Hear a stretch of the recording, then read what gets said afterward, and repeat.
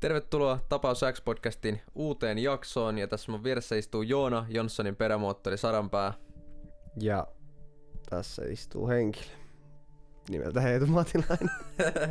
Ja jos joku ei tiedä meidän formaattia, niin tässä kummatkin meistä käy yhden salaliittoteorian läpi, ja sen jälkeen me arvostellaan ne 1–5, ja 5 tarkoittaa sitä, että se on mahdollisesti uskottava ja mahdollinen se salaliittoteoria, ja 1 tarkoittaa taas sitä, että se on aika epätodennäköinen ja on hepposen perustein perusteltu ja ei ole käytännössä uskottava. Ja tosiaan mä voisin lähteä tätä ensimmäistä salaliittoteoriaa käymään läpi, ja me mennään vuoteen 1963. Ja presidentinvaalit lähestyy 1964 taas uudestaan. Ja tosiaan tässä kohtaa aika moni varmaan tiedää, että puhutaan JFK:stä tänään. Ja Texas on paikka, missä ollaan. Texas on poliittisesti jakautunut ja epävakaa, ja Kennedyä pidetään liian liberaalina. Ja paikallismedia on avoimen vihamielinen, ja Dallas ei ole presidentille se ystävällisin kaupunki tällä hetkellä. Ja häntä on aiemmin uhattu Texasin vierailulla myös aikaisemmin. Ja tämän matkan tarkoitus on yhdistää demokraattipuoluetta, varmistaa Texasin tuki vaaleissa ja kerätä varoja kampanjaan. Ja mukana tässä kyseisessä liikkuvassa autossa on Texasin kuvernööri John Connally ja Kennedyn puoliso Jacqueline Kennedy. Ja käydään vähän näitä turvajärjestelyjä läpi, että miten sitä on niin sanotusti siellä karkotettu ja miten tää tilanne niin sanotusti meni ennen sitä päähetkeä. Eli presidentti on avoautossa ilman luotisuojattua kupua kautta nyt ylipäätänsä suojattua autoa ja liikkuu hitaasti rakennusten ympäröimänä, ja oli tehty vähäinen ennakkotarkastus alueesta ja rakennusten ikkunoita ei mitenkään systemaattisesti suljettu, ja tää reitti mitä Kennedy ajo niin julkaistiin lehdessä etukäteen. Ja tässä on tärkeä pointti, että nämä turvajärjestelyt 1960-luvulla ei nyt muutenkaan ollut mitenkään ihmeellisiä. Mikä auto se oli? Mä en tiedä, mä kysyn vaan. Mäkään en tiedä sen enempää, mutta tiedän, että kaverin pää oli sieltä näkyvissä niin sanotusti ja vähän muutakin kroppaa, mutta mä laitan tästä siihen kuvaan ja laitan sen nimen tähän kyllä edittikohdalla. No mä käyn sen googlaa anyway. No käy se googlaa tässä kohtaa. Enisen Veikko niin sanotusti. Käy se googlaa tässä kohtaa, ei ole nimittäin mitään ideaa ja se ei ole välttämättä ihan oleellisin asia tässä, kun sillä autolla ei niin merkittävää merkitystä ole joka tapauksessa, kun sieltä yläkroppa on kumminkin näkyvissä, mutta sivistä meitä sen verran tässä. 1961 vuoden Lincoln Continental 4-door convertible. Joo, no joo, kyllä mä ton Lincoln Continentalin, ne on aika pitkään itse asiassa ollut muistaakseni pressa-autoja muutenkin. Ja tää kyseinen auto on nykyään Henry Fordin museossa Michiganissa, Dearbornissa. No niin, kaikki kuulijat sieltä päin, niin, käykää ihmeessä Sinne vaan. Jep, ja sitten tässä tulee tämmönen kysymys, että oliko sitä turvallisuutta heikennetty tahallisesti vai oliko se vaan huolimattomuudesta, ja kuten tuossa olin sanomassa aikaisemmin, niin kun tuli tää pieni kyssäri, niin siihen aikaan 1960-luvulla niin toi ei ollut oikeastaan mitenkään epätavallista, että sitä aluetta ei käyty niin paljon läpi.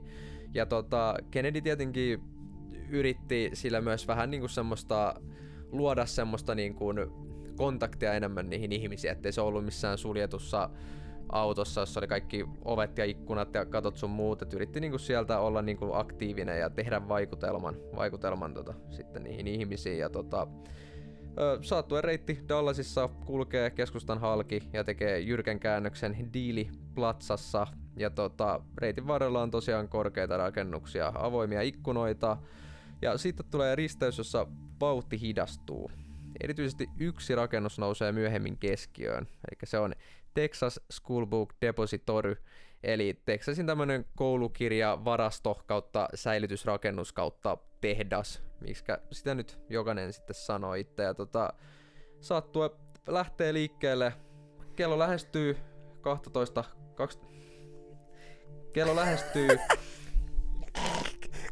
lähestyy Ja 12:30 tienoilla avoauto etenee hitaasti, ihmiset vilkuttaa ja kamerat kuvaavat ja mikään ei viittaa välittömään vaaraan, kunnes Lee Harvey Oswald ampuu presidenttiä 3 kyseisestä Texas School Book Depositorin rakennuksesta 6. kerroksesta.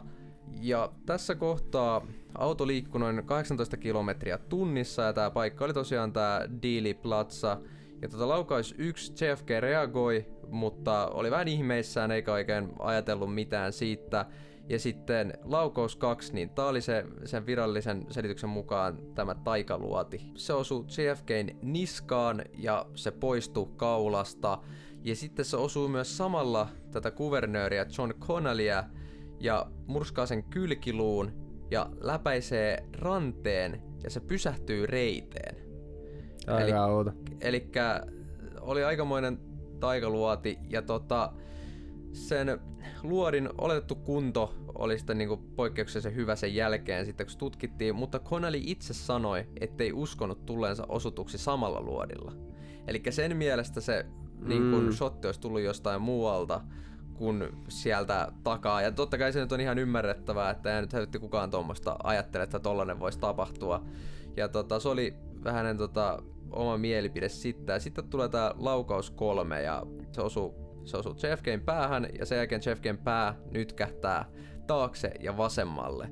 Ja tässä tulikin tää sitten seuraava kysymys, että jos laukaus tuli takaa, niin miksi tää pää liikkui sitten taaksepäin? Koska virallisten raporttien ja tutkimuksen mukaan kaikki laukaukset tuli juurikin rakennuksesta, joka sijaitsi presidentin takana. Ja ampujia oli vain 1 ja ampuja oli juurikin tää Lee Harvey Oswald. Ja tää ehkä niinku synnyttää just sen ajatuksen sitten mahdollisesta toisesta ampujasta. Just tää Connollyn oma mielipide ja sitten juurikin toi, että miten se pää itsessään liikkuu. Ja sitten päästään tähän laukauksien määrään. Silminnäkijöiden arviot vaihtelee niin kuin 2 laukauksesta 3, 4-5. Ja osa kuulee laukauksia edestä, osa takaa, osa ei osaa sanoa, että mistä helvetistä ne sitten tuli. Ja just nämä ristiriitaiset havainnot, niin kuin äänihavainnot, niin viittaa siihen useampaan ampujaan. Ja sitten me päästään tähän aseeseen, mitä tää Lee Harvey Oswald käytti. Eli ase oli Mannlicher Carcano, ja se on, tässä on vähän jotain faktaa sitten aseesta, että se on pulttilukko, ja jokaisen laukauksen jälkeen pultti on vedettävä käsin. Ja se tähtäin ei ollut huippulaatua, että siinä saa olla aika mestari, että miettii, että 3 laukauksesta niin 2 osuu, niin se on aika vaikuttava niin kuin temppu, ihan sama käytännössä keneltä vaan. Ja tai ihan sama keneltä. Ja ammunta niin kuin vaatii sen uudelleen tähtäyksen, että sä et voi siinä hardscopea ja samalla vetää pulttia ja kaikkea mahdollista, että se oli kumminkin sen verran vaativa. Ja tää ampumisnopeus, niin koulutettu ampuja 2-2,5 sekuntia per laukaus. Joo. Ja 3 laukauksen minimi on siinä tapauksessa se 6-8 sekuntia suurin piirtein. Ja sitten tulee ehkä tää seuraava epäilykohta, tää realistisuus. Että pystyykö tämmönen keskivertoampuja tällaiseen tarkkuuteen, kun on kumminkin liikkuva maali, osittain peittynyt näkymä ja tarvii tehdä niinku nopea sarja ilman virheitä. Ja lisäksi kun just miettii sitä hitrateä niin sanotusti, että 1 menee ohi ja 2 osuu tehokkaasti. Ja tän jälkeen sitten JFK kuolee hetken päästä sairaalassa. Ja nyt me päästään vielä vähän enemmän pureutua sitten tähän Lee Harvey Oswaldiin ihmisenä ja sitten sen taustaan. Elikkä 17-vuotiaana Oswald liittyy United Statesin Marine Corpsiin. Oswald ei ollut mikään poikkeuksellinen sotilas, mutta ei myöskään täysin kyvytön. Ja hän oli niinku ampumisessa keskitason luokkaa, eli ei ollut mikään eliittiampuja, mutta selvästi koulutettu ja pätevä. Ja sen jälkeen saatiin tietää, että Oswaldilla oli kurinpitorikkomuksia ja vähän ongelmia siellä armeijassa, eli siellä ei ollut niin sanotusti moitteeton palvelus. Ja hän joutui sotaoikeuteen aseen käsittelyrikkomuksesta ja hän tosiaan oli ampunut itteensä käsivarteen. Käsivarteen, että en tiedä mitä oli mitä oli räpeltänyt siellä ja sitten oli riidellyt esimiehiensä kanssa siellä ja sitten luonnollisesti tulee sitten ongelmia. Mutta tästä on aika mielenkiintoinen, että jos tämmöisiä asioita on tapahtunut, niin sitä ei silti erotettu, vaan se sai niinku suorittaa palveluksensa loppuun, joka on aika mielenkiintoinen itsessään. Ja palveluksen päättyminen, niin vuonna 1959 Oswald saa ennenaikaisen vapautuksen palveluksesta ja virallinen syy oli äidin terveydelliset ongelmat. Ja sitten vain päiviä myöhemmin tästä niin Oswald matkustaa Eurooppaan ja loikkaa Neuvostoliittoon. Oi. Oi. Ja tämän hänen tekonsa jälkeen 2 päivän päästä hänet tappoi Jacob Rubenstein. Eli kun hän oli ampunut JFK:n, niin siitä 2 päivää, niin Jacob Rubenstein. Elikkä kipamiehiä. Kipamiehiä niin sanotusti. Vois luulla näin. Ja Rubensteinilla oli yhteyksiä järjestäytyneeseen rikollisuuteen ja hän oli myös yökerhon omistaja ja hän tappoi Oswaldin, kun häntä oltiin siirtämässä toiseen vankilaan, eli tämmöisessä niinku transfer-tilanteessa jotenkin päässyt siinä. Ja hän väittää tehneensä sen pelastaakseen Jacqueline Kennedyn, eli hänen JFK:n puolison oikeudenkäynnin tuskalta ja myös isänmaallisesta surusta. Ja me palataan tähän vielä järjestäytyneeseen tähän rikollisuuteen ja miten se mahdollisesti pystytään Rubensteinin kautta sitten vaikuttaa tähän tekoon. Mutta aika mielenkiintoinen mennä vaan tappaa jostain isänmaallisesta surusta ja vastaavasta. Ja varsinkin kun sillä oli sitä mafioso connectionia niin sanotusti. Ja sitten päästään tähän Warrenin komissioon. Ja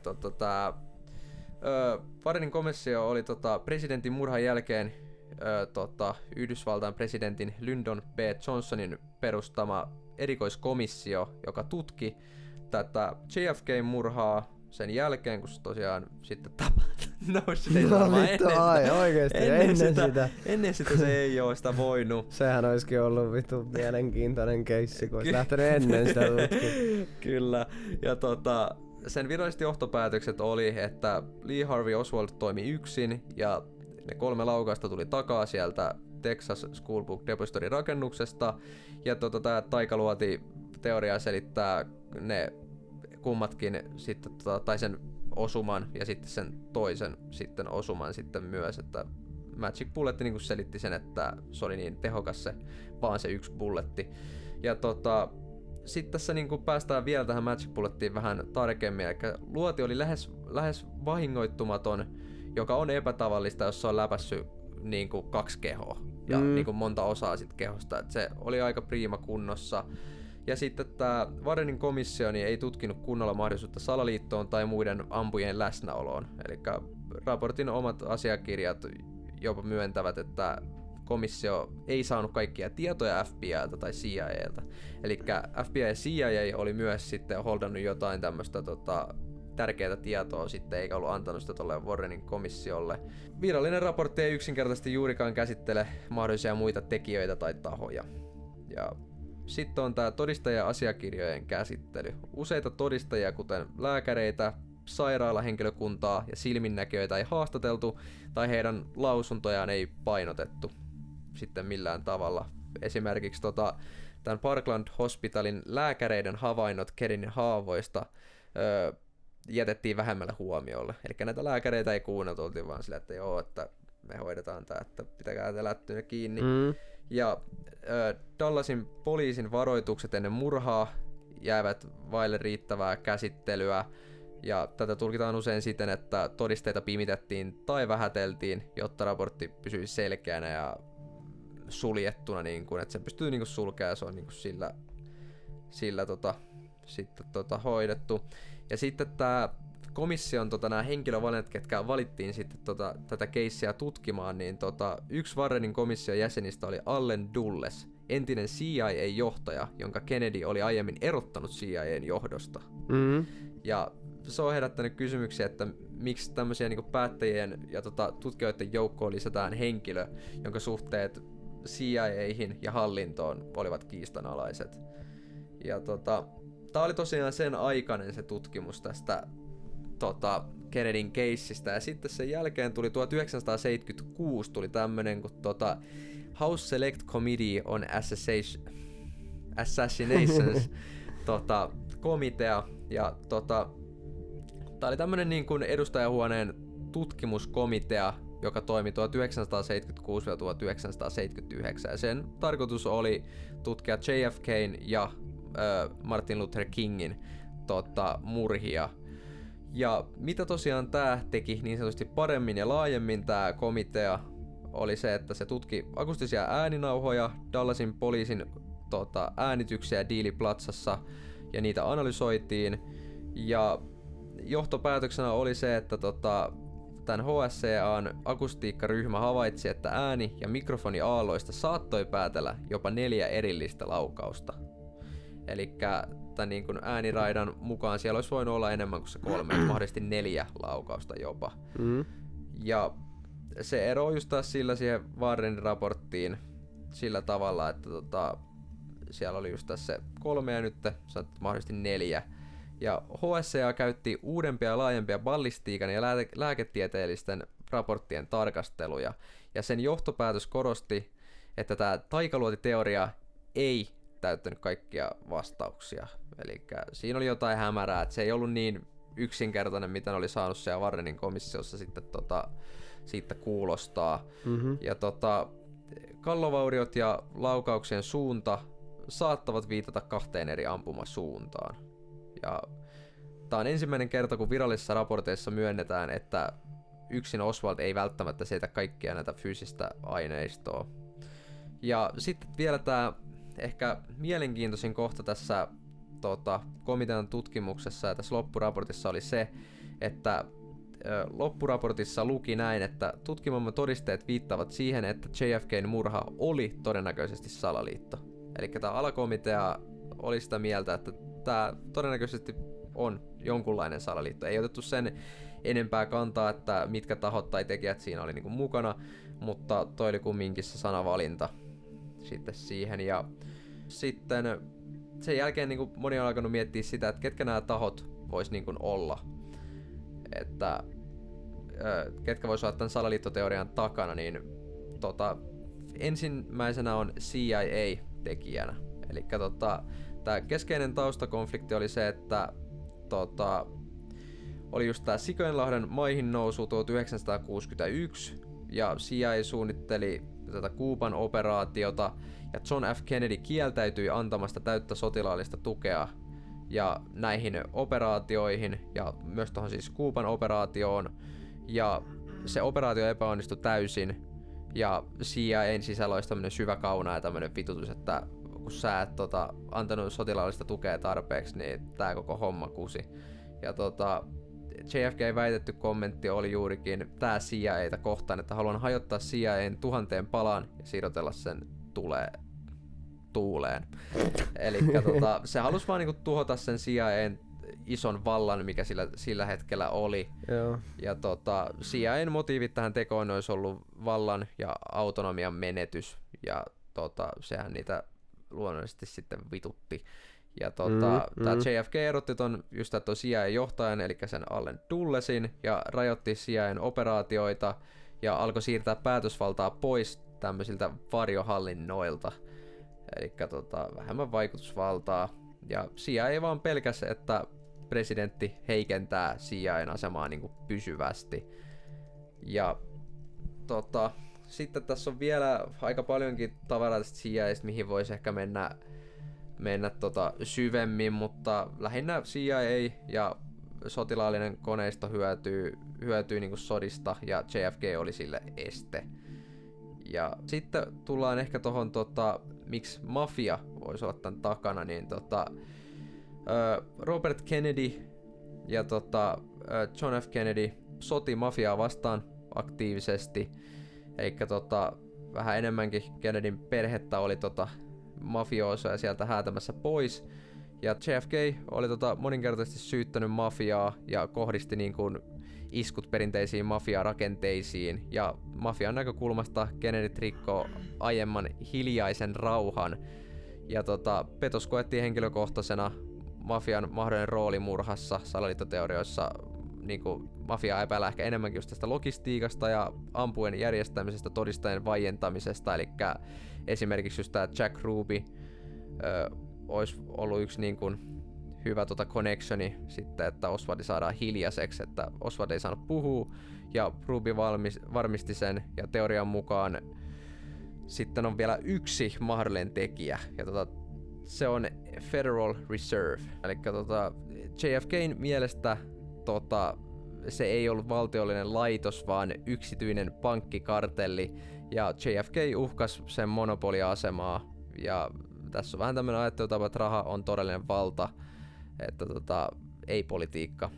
Ja ne oli ehkä sitä mieltä sitten, että presidentti, joka yrittää ottaa rahan luonnin takaisin valtiolle, allekirjoittaa oman kuolemantuomionsa.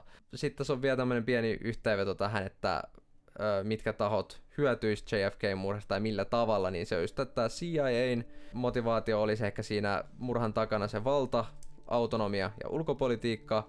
Mafialla se olisi sitten kosto, liiketoiminta ja ylipäätänsä mafian selviytyminen siinä maailman tilanteessa. Ja sitten ehkä tämä pankkipuoli sitten, niin rahan kontrolli ja järjestelmän säilytys. Ja JFK nähdään presidenttinä, joka haastoi tiedusteluyhteisön, uhkasi sotataloutta, puuttui rahan ytimeen ja mahdollisesti voi olla myös tämmöinen mahdollisuus, että yksi toimija ei tehnyt näitä. Eli teorian mukaan ei välttämättä ollut CIA tai mafia, mutta yhdessä niillä olisi ollut kyky ja motiivi ja keinot saada JFK-murha näinkin loistavasti suoritettua. Se oli Israel. Mutta joo, se oli semmonen nopea räntti tosta, mutta tossa on nämä kaikki keskeisimmät. Mitä sä itse sanoisit, että kuinka mahdollisena sä näkisit tän 1-5? Kyllä toi mun päässä on aina ollut ihan erittäin niinku todennäköistä ja sellaista niinku, että se ois tapahtunut. Kyllä mä sanon femma, ehdoton femma. Joo.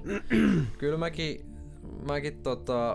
lähen kyllä sille kannalle, ja ehkä tästä tekee justensa helpon tästä femman sanomisesta just se, että kun noita tahoja oli niin monia, jotka olisi voinut hyötyä sen niinku murhasta, niin se ehkä tekee, että ei tarvitse olla mitään tiettyä pääteoriaa, vaan tuossa on niin monta vihamiestä, että kyllä mä näen, että todennäköisyys on, että joku niistä oli ihan varmasti sen takana jollain tavalla. Ja joo, siinä oli mun tarina. Toivottavasti ei tyysistyttänyt liikaa, ja mennään sitten seuraavaksi äijän tarina. Joo, no mulla on hyvin hyvin läheltä liippaava aihe. Mennään tohon, tai itse asiassa ei mennä mihinkään, vaan jatketaan tällä salamurha keissillä. Eli mulla on tämmönen asia, mikä tapahtui 12. syyskuuta 2025 Utah Valley Universityn pihalla. Eli nyt puhutaan... Sitten tehty mitään lauluja. Onhan siitä. Tämmösiä, että... Joo. Me ollaan Charlie Kirk. Eli tosiaan yksi modernin konservatiiviliikkeen niinku vaikutusvaltaisimmista äänistä, mitä on ollut, niin tää ei ollut mikään niinku satunnainen, tai Kirk ei joutunut minkään niinku satunnaisen väkivallan teo uhriksi, vaan tää oli niinku ihan valtavan koordinoitu ja semmosen niinku salaliiton uhri. Ja nyt aletaan vähän puhua näistä teorioista, katsotaan vähän, käydään näissä teorioissa pääsis tosi syvälle, jos oikeasti haluaisit. Nää on niinku semmosia vähän niinku tietyllä tavalla endless bittejä sille, että sä voisit mennä näissä aika syvälle.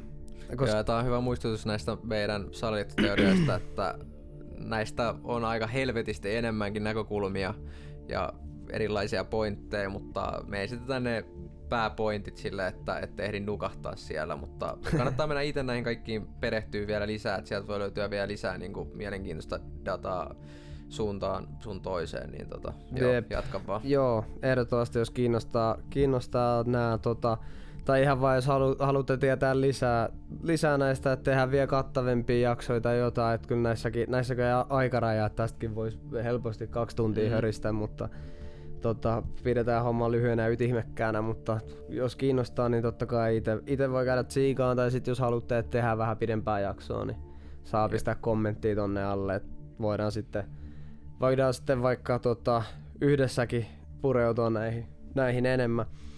Mutta tosiaan ei nyt varmaan ihan hirveetä introductionia kaipaa, että kuka oli Charlie Kirk, mutta silleen nopeasti mainittuna niin Turning Point USA-liikkeen tämmönen ehdoton keulakuva, joka sitten ammuttiin päivänvalossa tuolla tosiaan Utah Valley Universityssä. Ja valtavirran media antoi meille tosi yksinkertaisen kertomuksen, että nuori mies nimeltä Tyler Robinson laukauksen, joka osui sitten Charlie Kirkiin kaulaan, mutta pikkasen kun lähtee raaputtaan pintaa, niin siinä tarinassa olevat tämmöiset niinku halkeamat, niin jotenkin niinku, ne on niin leveitä, että tosiaan nyt sukelletaan vähän niinku näihin salaliittoteorioihin, jotka viittaa siihen, että tää Robinsoni oltais lavastettu ja sitten, että Charlie Kirkin leski Erica Kirk saattaa ehkä piilotella jotain. Jotain pimeätä salaisuutta ja sitten, että tässä tietyn maan hallitus saattaisi olla osallisena tähän murhaan. Kyllä, joo, kyllä se aika pirteällä tuulella on tuolla ollut tuolla. Oh joo, kyllä se on. Onko sä nähnyt sen videon, kun se äijä tippuu sieltä katolta ja sitten se kuvaa sitä. Sitten se tippuu sieltä katolta silleen, yo, fuck him. Niin sitten jengi kommentoinut siihen vaan, että tää kaveri suri kauemmin kuin Erica Kirk. Yeah, we just out here doing our thing, bro. You know, yo, fuck him. Joo, mä voin laittaa tähän, jos mä muistan ton meemin, mutta joo, aika lailla tälleen se tuntuu, että se on tosiaan mennyt. Joo, mutta tosiaan tämmönen pieni johdanto tähän, että asetetaan kuva 12. syyskuuta 2025. Charlie Kirk puhuu ihan täydelle salille, tai ollaan ulkona, mutta the figure of speech. Yhtäkkiä puhkee hirveä kaos. 1 laukaus. Charlie Kirk kaatuu. Välitön reaktio oli ehdoton surua, vihaa, oikeuden etsimistä. Ja poliisi tunnisti, ei mennyt kauaa kun tunnisti epäilyn, että Tyler Robinson. Robinson sit pidätettiin, tunnisti syyllisyytensä, se tunnisti syyllisyytensä myöskin, tässä ei ole kauaa kun se tuomittiin, nyt sai 15 vuotta vankeutta oikeuden esteeseen ja lapsen seksuaaliseen hyväksikäyttöön. Joo. Ja no nyt tällä hetkellä on case closed, mutta niin kun, mitä nämä digitaaliset etsivät ja salaliittoteoreetikot on käynyt tätä läpi, niin ja silleen ehkä jopa voisi sanoa, että tällaisen niin kuin järkevän ajattelun mukaan, niin tää ei ole ihan case closed, et kun tarkastelee tätä aikajanaa ja kaikkea. Mut mennään vähän siihen niin kuin tähän Tyler Robinsonin lavastusteorian ytimeen, että jos Tyler Robinson on se mies, joka käveli yliopiston tiloihin ja murhasi niin kuin julkisen henkilö, niin hänen käytöksensä sen ampumisen jälkeen olisi ollut, voisin kuvitella, tosi epävakaata. Ja olisi pitänyt paeta, piilotella ja olla paniikista ja yrittää päästä karkuun, mutta tässä on ongelmana se, että se nähtiin sen jälkeen huoltoasemalla. Tästä on pikkasen eri timestampeja olemassa. Jotkut lähteet sanoo, että on tapahtunut sen jälkeen, jotkut sanoo, että on jopa niinku kuukautta aikaisemmin. Mutta tässä on vaan outoa se, että miksi sitä olisi niin kuin tiedetty tai otettu niin kuin tallennettu kuvaa niin kuin jo kuukautta aikaisemmin. Mut, mene ja tiedä. Mutta siinä videossa, jossa se on tämmöisellä huoltoasemalla, niin se on tosi rauhallinen. Ja semmonen, tiiäksä, minkälainen äijä on, vaikka kun menee mäkkäriin tilaa jotain safkaa tai jotain. Sä vaan chillaat siinä. Tosi rauhallinen ja silleen, että tilanne on, kaikki on hallinnassa ja tää on se niinku liian nopea huoltoasemalla teoria, että tää oli Mä nyt ihan tasan tarkkaan aikaa muista, mitä se oli. Olisiko ollut puoli tuntia sen ampumisen jälkeen ja vai 15 minuuttia, jompikumpi. Ja se oli niin kuin, sanotaan, että se oli niin kuin, vartti niin kuin liian aikaisin siellä. Eli siinä olisi niin kuin 45 minuutin matka, mutta se oli siellä puoli tuntia jo ampumisen jälkeen. Niin toi on vähän outoa mun mielestä. Ja niin kun, no logiikka tässä menee silleen, että jos sä murhaat jonkun, niin et sä nyt poikkea mikään huoltoasemalle ostaa jotain lottokuponkia ja jotain safkaa ja tankkaat autoa vaan ihan chillisti siinä. Vaan sä totta kai pakene paikalta tai sit jos se on orkestroitu, niin sit sut vaan niinku ohjataan tiettyyn paikkaan. Mutta nämä teoreetikot väittää, että Tyler Robinson olisi niinku syntipukki. Että uskoo, että se oltaisiin lavastettu, ehkä huumattu, ehkä niinku pakotettu ja sitten pudotettu vaan sille huoltoasemalle vähän niinku löydettäväksi poliisin toimesta. Joo. Ja se, että nähtiin niin, että se löydettiin niin nopeasti, niin viittaa vähän siihen, että sitä oltaisiin niinku vahdittu jo tietyllä tavalla. Mutta oikein on mielenkiintoista sille, että oliko toi siis sen Tylerin oma mielipide? Ei, teoreetikkoja. Ja se, että se olisi vaan dropattu sinne ja että se olisi lavastettu. Joo, nimenomaan joista mä mietin, koska jos toi olisi lavastettu, niin en tiedä, olisiko sä ehkä niin kuin sitten rauhallinen, että en tiedä siitä videomateriaalista sieltä huoltoasemalta, että mistä helvetin päivämäärästä se on, mutta joo, aika mielenkiintoista se on silti löydetty se videomateriaali, et ei se varmaan mistään parin vuoden takaa ainakaan ole. Jep. Et se oli, näiden mielestä se oli niinku ihan ehdottomasti nimetty syntipukiksi, istutettu sinne vaan ottaa syyt niskoilleen ja sitten niinku tällaiset todelliset järjestäjät vois pysyä sit anonyymeinä. Ja sit mitä tähän vielä tulee, tähän Tyler Robinsonin on ne sen viestit, mitä se jätti sinne. Sen kämpältä löydettiin siis aseita ja sit semmosia niinku viittaavia todisteita siihen, että se olisi niin kuin suunnitellut tätä ja niin kuin, että se tekee sen murhan, mutta niissä viesteissä oli vaan tosi outoa, että se kirjoitustyyli, millaisia ne oli, niin se oli niin kuin tosi professional ja se, että kaikki noin niin kuin ne viestit, mitä sillä oli kirjoitettu niin kuin, että se olisi tiiäksä joku leffan käsis. Ne oli tosi ammattimaisesti kirjoitettu ja niissä oli käytetty semmoista slangia, termiä, esimerkiksi mitä niin kuin joku federal agent voisi väittää, tai siis väittää kun kirjoittaa. Mä laitan niistä tähän kuvat, jos mä löydän netistä, niin saatte nähdä myös, jos katsotte tätä. Jep. Ja sitten toinen on se, että mitä niihin luoteihin oltiin niin kuin kaivettu, tai kaiverrettu, niin mä en muista nyt ihan tasan tarkkaan, my bad, kun en kirjoittanut tähän alas, mutta sen mä muistan, että yhdessä luodissa luki niinku uvu, ja se oli kirjoitettu O-W-O. Se oli niinku kirjoitettu väärin. Ja se oli vielä ja se oli vielä niinku, ja toi uvu-homma oli vielä niinku vähän niinku sen Tylerin sen kämpiksen mukaan, joka oli niinku parhaita kavereita, ja sit sekään ei voi niinku uskoa sitä, että se on tapahtunut, tai tiiäksä, että se olisi tappanut se. Koska se sanoi, että se oli sille niinku semmonen iso meemi niinku Tylerille. Niin, että kyllä se nyt vittu tietäisi, ja jos se menisi päin helvettiä, niin ihan se on vaikka, tai jos se menisi päin helvettiä, niin et saa se, no joo, mä vahingossa laitoin tälleen, mutta kyllä mä nyt silti tällä menen, kyllä vittu kaivertaan uuden luodin. Niin, just näin. Se menee oikein. Ja on aika hauska tommonen pieni juttu.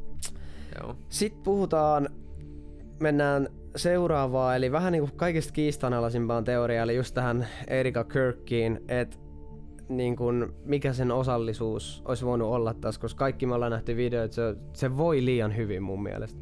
Sillä menee liian hyvin, tiiäksä. Niin, ja siis ehkä siinä jonkunlainen burnoutti tulisi, että totta kai sä nyt haluat jollekin niin kuin Amerikan kansalle ja väelle niin kuin silleen luoda semmoista niin kuin silti semmoista, että niin kuin, että vaikka se Charlie Kirk delasi, niin silti se niin kuin ideologia ja kaikki niin kuin säilyy ja tälleen, mutta vois niin kuin ehkä yhden viikonlopun olla menemättä tähänkin talkshown. No niin, just tää. Ehkä, mutta niin, ja sit se, että sun lapsen isä, tiiäksä, just ammuttu ja kaikkea, niin kyllä niinku ei mun pääs vaan ei mene vaan niinku loogisesti niinku mitenkään silleen miten pitäis. Et niinku tää teoria on saanut ihan törkeästi tämän takia niinku jalansijaa sen jälkeen, kun tää niinku konservatiivisen kommentaattori niinku Candace Owens, kaikki tietää, voit lyödä kuvan tähän näin, jos haluat, niin hän käynnisti tästä niinku oman tutkintansa. Ja sitten se sai nimen Charles's Bride, eli Charlien morsian. Tämmönen niinku, siltä tuli semmonen sarjakin siitä. Joo. Ja tää niinku Owens ei vaan niinku ajatellut niinku Erikan olevan niinku viaton, vaan Candace ehdotti, että Erika olisi niinku tän koko salaliiton arkkitehti jopa. Et teoria menee silleen, että Erika oli väsynyt tähän Charlien niinku kunnianhimoon ja halusi vaan kontrollin tästä niinku valtavasta turning point USAsta niinku, tai USAsta niinku tästä imperiumista. Ja mikä olisi parempi tapa saada se kontrolli kuin eliminoida keulahahmo omaa miehensä. Ja tietenkin sitten vähän henkivakuutusfyffeliä taskuun samalla. Jep, just näin. Mut tosiaan Owens viittasi tästä niinku useisiin epäjohdonmukaisuuksiin. Et se huomautti, että Charlie Kirk oli tehnyt muutoksia testamenttiinsa viime aikoina. Ja ehkä jopa niin kuin sekin aavisti oman kuolemansa. Siis toi on kyllä aika mielenkiintoinen pointti, toi testamentti-juttu. Se on kyllä vähän että se aina haiskahtaa. Niin ja siis mä oon niin monia niinku tämmösiä murhajuttuja, murhamysteerejä katso, niin ei oo mitään edes niinku salaliittoteorioita, vaan niinku silleen, että aina on joku henkivakuutus otettu tai joku niinku tehty johonkin Williin tai johonkin vastaavaan tehty joku muutos. Tää on vähän niin kuin kun teit 9/11 sen videon, niin kun se otti vakuutuksen. Joo, käykää kattoo, siellä menee tosi hyvin. Joo. Saanut tosi hyvin, näyttäkää. Joo, sä voit linkkaa se tähän näin, niin jengi voi mennä tsiikaan se. Mut joo, siinäkin siis pointti on just se, että oli just näet tehnyt uuden vakuutussopimuksen ja vuokrasopimuksen 99 vuoden vuokrasopimuksen ja sitten se kattoi myös niinku sitten ne vakuutukset kattoi terroristi-iskut ja kaikki vastaavat ja siitä pari kuukautta sen jälkeen niin sitten tuli terroristi-isku ja sai joku 4,5 miljardia se Larry Silverstein, joka sen vuokrasopimuksen ja vakuutuksen sitten teki. Joo. Ja tää Candace Owens on myös syyttänyt Erikan niinku osallisuudesta triadiin. Me mennään siihen varmasti jossain videolla, mutta siihen kuuluu niinku juutalaismiljardöörejä ja sit niinku korruptoitunut liittovaltion hallitus. Joo, mutta tosiaan tää kertomus maalasi Erikan niinku tosi laskelmoivaksi hahmoksi, joka käytti sit avioliittoa, tai sit niitten avioliittoa semmosena niinku askelmana. Ja kun askelmasta oli tullut liian raskas, niin Control Alt Delete. Mutta tää teoria viittaa siihen, että Tyler Robinson ei ollut vaan satunnainen ampuja, vaan se oli palkkamurha ja Erika oli käsittelijä. Ja huoltoasemalla näkeminen, no ehkä Tyler luovutti todisteita ja tapas jonkun, joka kanssa sitten häntä oli käsketty tavata. Tai se, että Erika ei ollut täysin kuulusteltu myöskään julkisesti, niin se nähdään näiden teoreetikkojen mukaan tosi epäilyttävänä, totta kai. Ja kaikki varmaan haluaa tietää, että miksi hän oli niin kuin paikalla, oliko hän niin kuin ohjaushuoneessa vai antoiko hän niin kuin merkin tästä näin, että nyt on hyvä. Ja sitten meillä on tää geopolitiikan kulma. Joo. Eli tätä teoriaa, jota popularisoi hahmo kuten Tucker Carlson, vaikka hän saikin siitä kritiikkiä, ehdottaa, että Israelilla oli oma etunsa tässä Charlie Kirkin kuolemassa. Joo. Ja no miksi Israel? Koska Charlie Kirk hän oli aluksi... muukaan? Niin. Ei vaan vitsi. Ei, mutta Kirk hän oli Israelin niinku vankka tukija, mutta sitten oli myös niinku yhä kriittisempi koko ajan tietty Israelin politiikan osia kohtaan ja oli voimakas ääni tässä niinku pro-Israel-leirissä, mutta sitten niinku tarpeeksi riippumaton ollakseen niinku erimielinen. Et sit loppupeleissä siitä tuli tosi semmonen, no en mä tiedä voiko sanoa anti-Israel, mutta sillä oli sitten, se vaati tältä AIPACilta sitten niinku tosi paljon enemmän semmoista läpinäkyvyyttä Israelin ja Amerikan niinku kanssakäymisten kanssa, että oli se sitten niinku informatiivista tai taloudellista, että millaista ikinä olikaan. Ja tää sitten teoria esittää vähän sen, että voimakkaat ryhmittyvät täällä Israelin sisällä, ehkä Mossad tai Netanyahu-hallitus koki sitten tämän Charlien vaikutusvallan uhkaavaksi. Ja jotkut teoriat menee niinku vielä diipimmäksi tässä, että niinku tosi moni vertaa tätä just JFK-tapaukseen, koska ehdottaa, että Israelin tämmönen niinku syvä valtio tai ehkä globaalien niinku eliittien koalitio päätti, että Charlie Kirk, sen on mentävä. Sen on vaan mentävä. Ja syytös oli, että olisi niinku tämmönen niinku merkitty lapsesta saakka, niinku Candace Owenskin sanoi, että niinku Charlien kuolema järjestettiin ylläpitäen tämmönen niinku status quo. Ja tää teoria liittyy just siihen triadi-ideaan, että kyse ei ole vaan Erikasta ja Tylerista, vaan kyse on niinku globaaleista voimista, joka liittoutuu vaimentaan tämän erimielisyyden äänen. Ja tää huoltoasemateoria, tää lavastusteoria ja Erika-teoria kohtaa niinku just tässä kohtaa, että jos Tyler lavastettiin, kuka sen lavasti? Jos Erika oli osallinen, kuka veti naruista? Ja vastaus tämän niin kuin salaliiton mukaan on globaali eliitti, ja Israelilla on tässä kohtaa siinä tosi keskeinen kyntensä rooli pelissä. Kyllä, just näin. Joo. No, missä me ollaan sitten nyt? Meillä on surullinen kansakunta, vankilassa tuomittu murhaaja Leski, joka taistelee näitä syytöksiä vastaan. Mut nämä kysymykset silti jää elää, ja musta tuntuu, että tätä niin kuin kaivamista ei lopeteta ennen kuin oikeasti löytyy joku edes järkevä selitys. En tiedä löytyykö. Esimerkiksi JFK:ssä niin siihen nyt ei ole löytynyt semmoista yhtä järkevää. Niin, mutta siinäkin just se oli niinku, toivotaan, että tässä keississä tulee sama juttu kuin tuossa JFK-keississä, että jossain kohtaa joku uusi komitea tutkii sitä ihan uudelta kantilta ja joka kantilta, että se ei ole vaan semmoinen just, että niinku sama juttu kuin siinä JFKn ensimmäisessä komitean tutkimuksessa, että joo, let's wrap this up, että hoidetaan tää nopeasti vaan ja paketti pussiin, vaan just tulisi joku uusi komitea, joka niinku olisi vähemmän puolueeton ehkä sinnekin suuntaan ja tutkista niinku kaikilta kanteilta. Niin se olisi kyllä tosi jees. Toivotaan näin. Jep. Ja tässä niin kun, mikä vertaa tai vetää vertoja silleen, tai miten voi yhdistää ehkä siihen JFK-teoriaan, on tää niin kun useita ampujia teoria.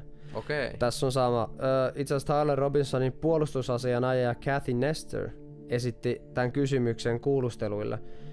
Oliko heidän tutkineet niin kun verkossa levinneitä teorioita, joiden mukaan tapauksessa olisi ollut useita ampujia. Ja vaikka puolustus ei niinku itse esittänyt tätä teoriaa todisteena, niin sen kumminkin nosti sen esiin. Ja se ruokkii kumminkin epäilyksiä, ja sitten se antaa uskottavuutta lisää näille salaliittoteorioille, jotka väittää siitä, että just Robinson olisi ollut vaan syntipukki, että todelliset syylliset olisi yhä vapaana. Joo.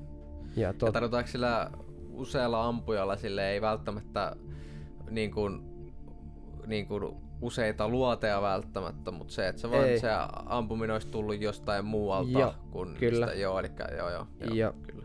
Ja tosiaan tässä on vielä se, että kun niin kun mennään vähän takaisin tähän Tyler Robinsonin sen verran, että niin kun, sehän tämän niin kun tapahtuman jälkeen sehän leimattiin tosi laajaksi niin kun vassari-ekstremistiksi. Kyllä joo, mäkin muistan kyllä uutisista. Joo, jolla oli niinku semmoinen tosi motivoitunut viha konservatiiveja kohtaan. Mutta sitten nämä salaliittoteoreetikot on kuitenkin vähän esittänyt vastakkaisia väitteitä liittyen sen ihmiset, ketkä on sen tuntenut tai tietänyt, niin jotkut on väittänyt, että Robinson oli itse asiassa oikeistolainen tai jopa Kirkin kannattaja, ja että tää on vaan osa suurempaa sisäistä poliittista kampanjointia. Et tää on ajatellaan, että tää oli niin sanottu false flag operaatio. Et jossain oikeistolainen ryhmä lavasti hyökkäyksen näyttääkseen vasemmistolaiselta ja sitä kautta oikeuttaakseen omat toimensa. Ja no tässä skenaariossa Robinson olisi sitten niinku joko palkattu näyttelijä tai sitten lavastettu uhri.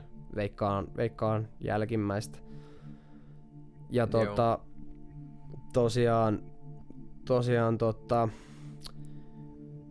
no en mä oikein tiedä tän ympärille syntyneet salaliittoteoriat vaan niinkun ne heijastaa aika syvällistä niinku polarisointia ja sit niinkun luottamuspulaa näihin instituutioihin, niinku mediaan, oikeustolaitokseen. Niin, siis tää on toi niinku Jenkeissä kyllä mielenkiintoista, että aika moni näistä nyt meidän salaliittoteorioista, tai aika lailla kaikki on niinku tuolta Jenkeistä, että se niinku ihan sieltä Moon Landingista ja tuosta JFKstä tähänkin asti, niin ikinään ei ole luotettu siihen valtion toimintaan. Ei niinku ikinään. Niin se on kyllä mielenkiintoista, että se kyllä ehkä heijastaa just, että kuinka aina siellä on noin hommat vähän mielenkiintoisesti hoidettu ja ei ole ikinään tullut semmoista luottoa niinku siihen hallituksiin ja valtioon niinku itsessään. Jep. Joo, tää Kirkin murha ei ollut vaan mikään niinku yhden ihmisen kuolema. Et kyllä tää oli niinku isku tohon konservatiiviliikkeeseen ja isku ihan ylipäätänsä amerikkalaiseen politiikkaan. Ja no mun mielestä se on muistutus siitä, että se pinnan alla piilee aina vähän syvempiä tarinoita, että tarinoita vallasta, haneudesta ja salaisuuksista, niin kuin oikeastaan jokaisessa. Se, että kuka siellä taustalla, niin sitä en tiedä sitten. Että oliks tää Tyler Robinson sit oikeesti syyllinen mies, joka sai ansionsa mukaan, sehän on kumminkin tunnustanut tekonsa tai tämän murha.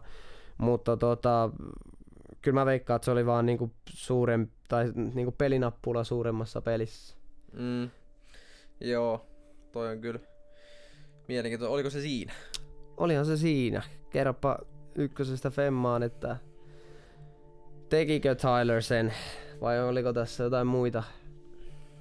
No, tää on vähän tuoreempi asiaa, että siinä mielessä vähän erilainen kuin nämä meidän muut aiheet on ollut, mutta kyllä mä uskallan sanoa, että kyllä tossa niinku joku noista haisee. Joku haisee niinku tosi paskalta. Et niinku ihan sama, onko se sitten joku Erika Kirkin osallisuus tohon hommaan vai onko se sitten joku valtion IPAC, Israel setti tai false flag tai mikä ikinä, niin kyllä mä sanon, että kyllä tässä joku noista salaliittoteorioista ja noista kulmista niin pitää paikkaansa. Niin kyllä mä uskallan sanoa, että mennään vähän tällaisella erityylisellä 3.75. Okei, tosi erityylinen. Kautta 5. Jep. Joo. Mitäs sä? No mä sanon kans, no heitetään nyt tohon kans sit, mennään tällä erityylisyyden linjalla, niin 4.25. Okei. Mä heitän se aika korkealle. Toki tässä on se, että mä perehdyin aika paljon tähän näin ja mä kattelin tosi paljon tietoja. Ja mä löysin ihan niinku jatkuvan syötön lisää tavaraa. Et nyt mentiin niinku, tää oli tosi semmonen pintaraapasu, käytiin aika lailla vaan niinku pääkohdat. Mut niinku mä sanoin, tästä vois puhua 2 tuntia tästä aiheesta. Mut mä kävin nyt vaan nää niinku pääteoriat läpi ja sit jos ite haluu vielä, YouTubesta löytyy niin monta videoa, missä mennään niinku yksityiskohtaisesti näihin eri teorioihin. Joo, siis sitten se videomateriaalin määrä itsessään siitä niin kuin murhasta, niin sielläkin, että jos joku vaikka heiluttaa varvasta, niin joku on se, hei toi heilutti varvasta, kun toi ampuminen tuli. Tai vasta, että niitäkin on niinku, että siinä no niinku siinä sekin joo, puoli. siitä on se henkivartijasta on video, kun se tekee jonkun tällaisen näin ja sitten pum. Niin jotain tollasia videoita on, että silleen, että oisko se ollut siinä mukana ja bla bla bla. Toi voi olla sattumaa, voi olla, että ei oo, mut kyllä toi